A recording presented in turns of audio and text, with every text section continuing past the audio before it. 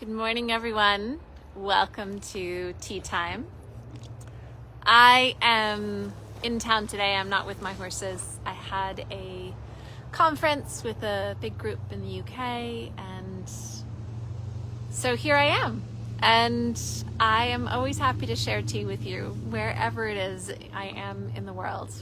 I am actually just starting to get ready to leave on my next tour.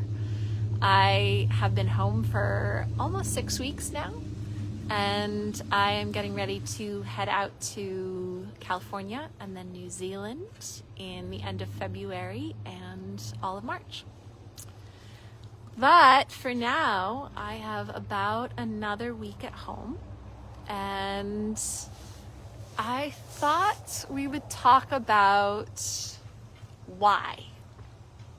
Why do we do things? Why do horses overreact? Why do horses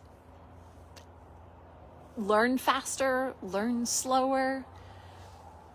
The point that is interesting to me is that as a teacher, people ask me why all the time. And as a researcher, I love that question. I love talking about why. Why do we want what we want? Why do horses want what they want? Why does it work? Why does it not work? But even though I love that question and I love talking about it, and any of you that want to sit with a glass of wine with me into a long evening next to a crackling fire, exploring all the reasons why, I'm in, or a cup of tea. I do love talking about why. But more important than why is what. What are we going to do to make it better? And I find that a lot of people get frustrated with what. They don't know what to do. And so they default to why, because why is really entertaining.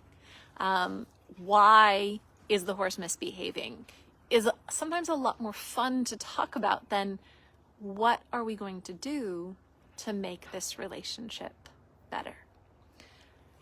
Time is the most valuable thing we have. And when we're talking about our relationships with our horses, I would prefer to encourage people to think about what we are going to do to make it better and leave the whys for those moments where you have time, where you are enjoying sitting in front of a crackling fire and you have all the time in the world to talk about why.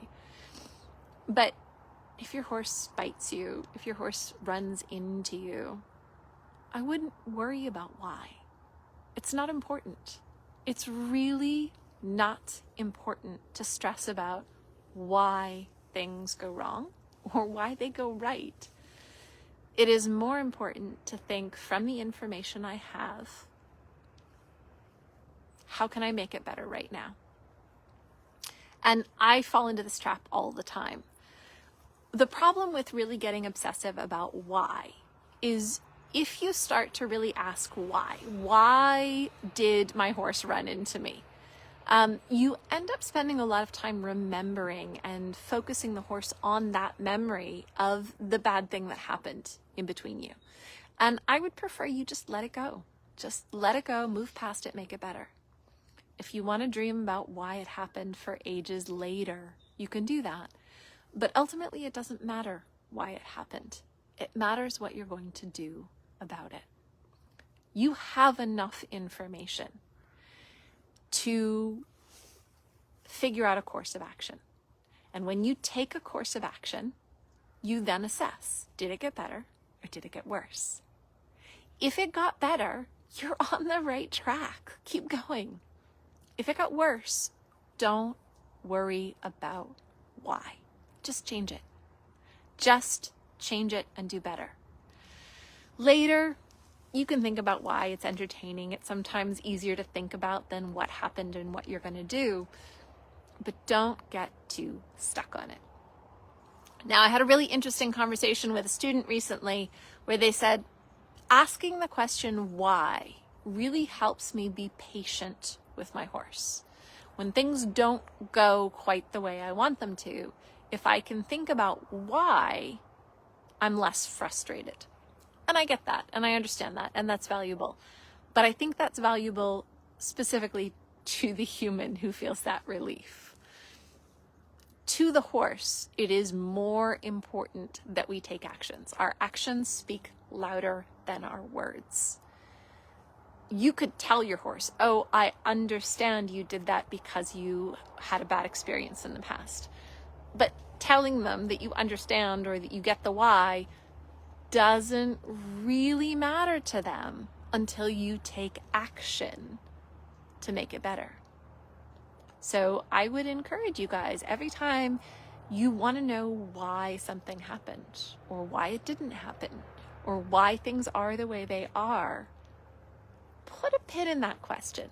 Save it for later when you have plenty of time. Instead, replace it with what? What am I going to do next to make things better? It could be simply walking away for a moment to give your brain a chance to adjust and figure things out. It could be distracting your horse so that they feel less overwhelmed.